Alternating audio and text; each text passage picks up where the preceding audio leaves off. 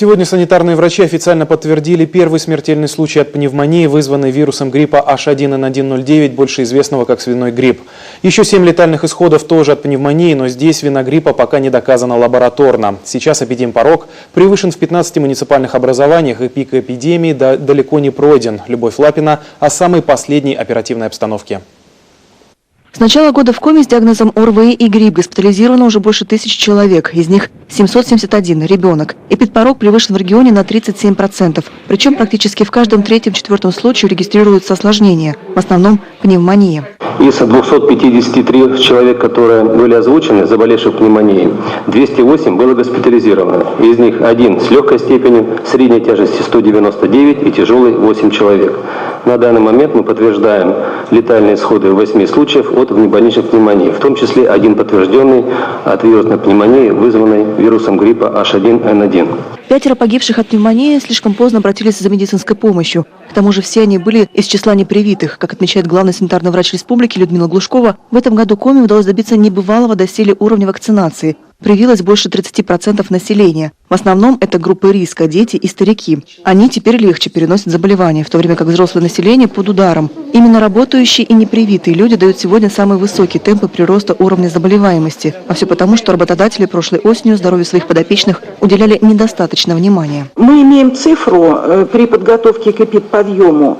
Привито граждан взрослых за счет средств работодателей всего 22 359 человек, или 8,6% от всего количества привитых, что крайне недостаточно. Управление неоднократно поднимало этот вопрос, однако данного эффективного рассмотрения его результатов, к сожалению, не случилось.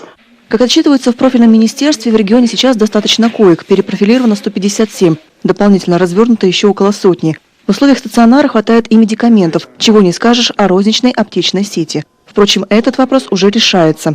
А вот проблема с использованием современного метода аппаратного лечения, это так называемая экстракорпоральная мембральная оксигенация, стоит остро. Данное оборудование есть только в кардиологическом диспансере и предназначено исключительно для пациентов после операции на сердце. Для лечения гриппозных больных нужен отдельный аппарат. Цена вопроса – до 8 миллионов рублей. Эти деньги на текущий год не предусмотрены. Не радует и Минфин. Впрочем, Сергей Гапликов в этом вопросе категоричен. Коллеги, данный вопрос нужно обсуждать заранее, вырабатывать соответствующее согласованное решение и его, условно говоря, реализовывать.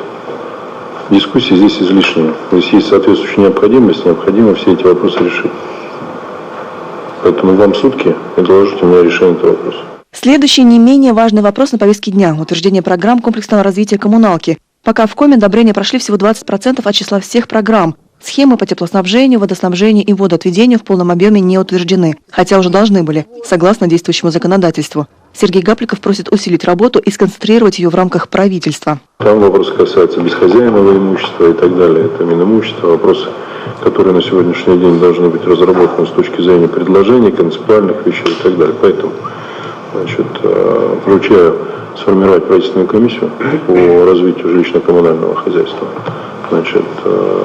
Ее должен возглавить курирующий вице-премьер, в комиссию включить все заинтересованные министерства, представителей в ранге зама руководителя администрации районов по этому направлению, разработать четкий план действий, сроки и график. И все те задачи, о которых мы сегодня с вами говорим, все должны быть поставлены с учетом конечного результата. Еще одно поручение в Рио главы – устроить в регионе тотальную зачистку. Предстоящий субботник – это первая ласточка, как отмечает Сергей Гапликов. Будущий 2017 год указом президента России объявлен годом экологии. И Коми не стоит тянуть с этими вопросами. В числе первоочередных – уборка космического мусора. Любовь Лапина, Павел Фетисов, телеканал Юрган.